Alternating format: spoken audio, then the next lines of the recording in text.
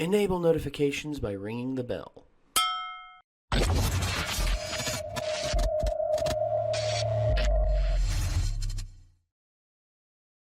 I'm gonna wreck it! Not really. I can't really wreck anything. Except for my own life, which I've done magnificently before this YouTube channel came along. Oh, wait. I'm still wrecking it. Crap. So, okay. Wreck-It Ralph. Quite the splash it made a couple years ago. How long ago has it been? Like 2014, 2013? Let's Google this. Last week? Hasn't been that long. 2012. Jesus H. It's been 6 years. That's scary to think about. Last week? Yeah. Okay. All right. So, anyway, what we're getting here is we're getting Wreck-It Ralph 2. Ralph Breaks the Internet. So, honestly, I really just... I'm going to be honest. When I heard that this was announced, when they first announced this, I was really excited. And then when I saw the preview for the first preview, oh, that poor bunny. Poor bunny with the pancakes. That noise was just horrifying. And then all of a sudden, that little girl starts screaming. She's like, ah! But, yeah, for me, Wreck-It Ralph seems to me to be like, it's a whole lot like Ready Player One in a lot of ways, because they can incorporate a lot of other properties and pay tribute to them without Disney, clamping up and just saying, no, we got to stick to this, we got to stick to that. Whereas Ready Player One pulled in a lot of properties and told a pretty serious story with it. I think this is going to have more fun with it. Not that Ready Player One wasn't fun. I liked Ready Player One, but this looks like it's going to be very, very interesting.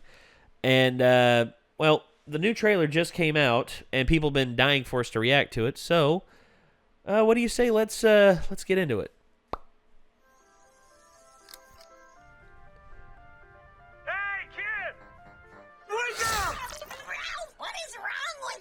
Start churning butter and put on your church shoes, little sister, because we're about to blast off. Ralph, what is it you're trying to say? We're going to the internet. What?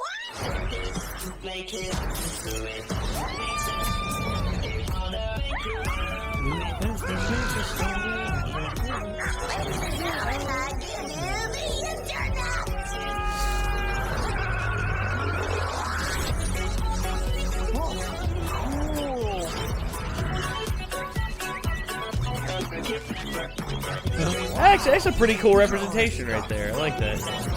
Of course, Google with the tallest building. Miracle I've ever seen. Welcome to the search bar. What can I help you find today? Umbrella, umbrage, umami. No. Noah's Ark, no doubt. Nordstrom Rack, ergonomics, Urban Outfitters, cool. I'm pretty sure he's just trying to guess what you're gonna say. My autofill is a touch aggressive today. Let me try. Take me to a website that's super intense and really nuts. Oh, I only found one result.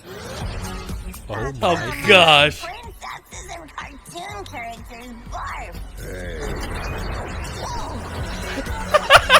Whoa! You're coming with us, kid. Oh, dear. Uh-oh. Hi. Uh-oh. Whoa. Whoa, easy there, Cinderella. What kind of a princess are you?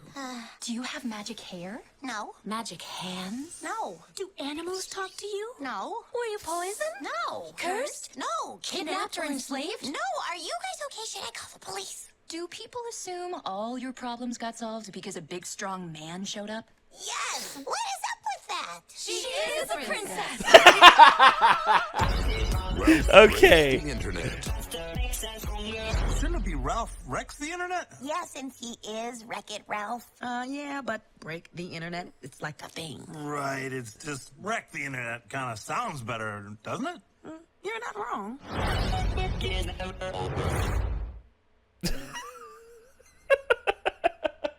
Ralph, actually, that does sound better. Ralph wrecks the internet. Yep. I'm just going to be honest, it does sound better. I mean, Jesus. Okay, so they're throwing all of the Disney properties that they can at this, and I love it. The fact that they had Iron Man flying over, and then here comes the TIE Fighters and the X-Wings, and here come the Stormtroopers, is just like, oh, Lord. And I wonder what they did, what Vanellope did to, like, incur the wrath of the Stormtroopers. Maybe she's like... I mean, they're stormtroopers. It's just like... Yeah, their motives are unknown, and they can't hit shit. I want to see everybody's identification. It's like, you don't need to see our identification. Kid, that worked in the movie. It doesn't work here. Crap. Which is interesting, because they were clearly the updated suits, First Order stormtroopers, but it was kind of like the pack, because they had the little, like... Oh, they had the shoulder The pad. shoulder guard, like, from the troopers at the Mos Eisley spaceport. I can't remember. Yeah, the shoulder guard that does nothing. I can't remember that's like a sergeant or whatever, but... Yeah, I think it is, because I think they didn't really have a way to tell who was the leader, and in order to give off who the leader is, they have to have a telltale thing. Yeah, usually there was I think the shoulder thing was the commander. Usually they sort of fixed that with the clone troopers when they did the prequels, because they had tons of markings on them. Oh yeah, like they had the colored markings, and they had like the different lines. Yeah. And the First Order ones also have that as well. You know, they've got the dots and the lines as well, which I thought was really cool. But yeah, that happens in like a bunch of old movies as well, like the Warriors. Like whenever you see like the different gangs of the Warriors, like in the movie The Warriors, like there's like hundreds of different gangs, and there's 9 representatives from each of them. And then you see one who's got like a headband, like a bright headband, and he's like out front, and you can tell, oh, he's the leader. And then you see like for the Turnbull ACs, like you see one guy like sitting on top of the bus with like a big pine like a big cedar like 4x4, and it's just like, oh, he's the leader. And then you see the Warriors, and you see like Cleon, and he's got the head cover. That's like he's got the head cover, and he's also more out front, and it's just like back in the day, costume designers had to like give off who the leader is without like them coming out and saying, "I am the leader." It's like, no, instead just like you can tell who the leader is by just the variation of their outfit. And I like that. I like that certain I like that you had to do that back then, but now you can do custom engraving better on certain outfits and everything, and there's more variety that you have nowadays. You're able to do more with costumes. But okay, we went off on a tangent there for no reason. Sorry about that. So everyone out there has been saying, "Oh, I can't wait to see Mario in this." I still haven't seen him. Why do they say that? Because the thing about it is they showed off almost every like popular video game like mascot there was. You know, like the old school, like Q*bert. They showed off Donkey Kong. They showed off a lot of things. But they did not show off, and they even had Sonic. They even had Sonic as like the warning indicator in the surge protector. It's like, remember, if you get caught outside of your own game, and if you die outside your game, you die for real, like, and all that. And they made a hint at it, like Mario was coming in the first one. It's just like it's like so who's coming to the party? Oh, I hear Mario's coming. He's always fashionably late.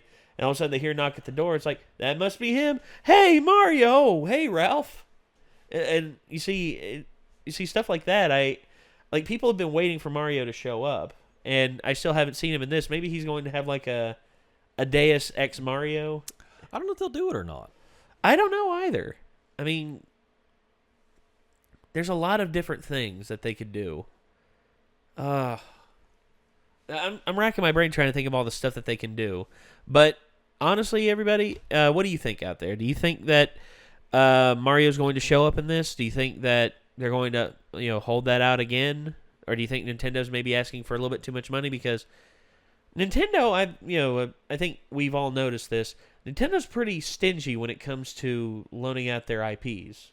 Well, that, and honestly, Mario is one of the biggest IPs, so I feel like it's not necessary, and even if they could, they shouldn't put him in, because he's going to kind of overshadow the actual characters in the story. Well, if they make him like a supporting character, yeah, but if he's like a small cameo, like a small cameo that comes in it, like kind of like how Zangief was in the previous one, Zangief and Bison.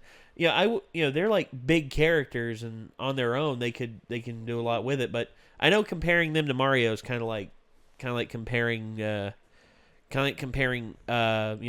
Crosby, Stills, and Nash to the Beatles in terms of like reach and popularity.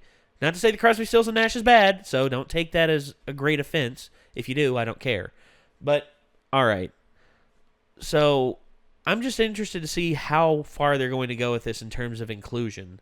Because, and about the princesses line, I never assumed their problems were over just because,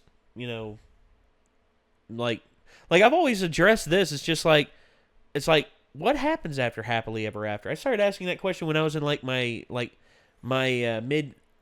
mid-teens. I was 13 or 14, and I'm just like, what if Cinderella and Prince Charming, after being together for like a year, found like, hey, we don't like the same things? Because it was also around that same time that my parents were getting a divorce, so that's when I really started asking those questions. Well, I mean, the only princess really that comes to mind that didn't really show off a lot of her agency was Aurora, because Sleeping Beauty, I mean, she was kind of asleep the whole time, so. Well, yeah. Well, not a lot going on there, I guess. Well, her and Snow White are considered like the two big classic Disney princesses. Right. Like Snow White and and Sleeping Beauty both were both kind of, I will say this, not the most fleshed out.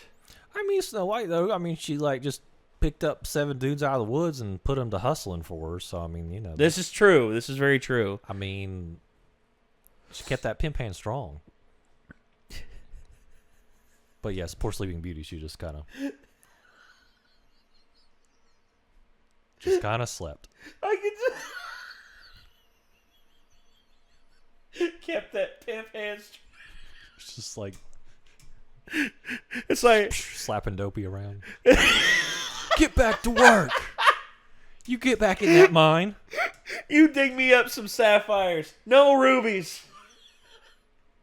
It's like, Doc, what's the report on today? Well, Grumpy lagged off a little bit. Grumpy! Yeah? Where my gems, bitch?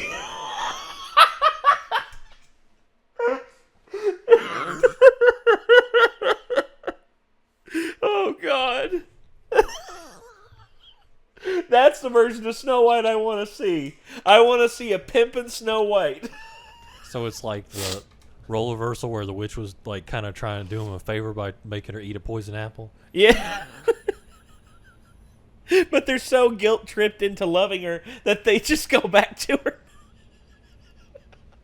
They willingly seek out a guy that'll bring her back to life, and as soon as she's back alive, she's just like, oh, that was a good nap. Back to work, motherfucker. Back to work, you little bastards. Oh, gosh. Oh, my God. Okay. So, I mean, yeah, that was Wreck-It Ralph 2. Ralph Breaks the Internet. Should be Ralph Wrecks the Internet, but oh well. But if you all enjoyed this, let us know in the comments down below. And if you want to see the original, link in the description as well. And also, if you want to check out our Patreon and our Discord, feel free to do that as well. Also, don't forget to subscribe, and don't forget to like the video. And until next time, we'll see you later. Peace out.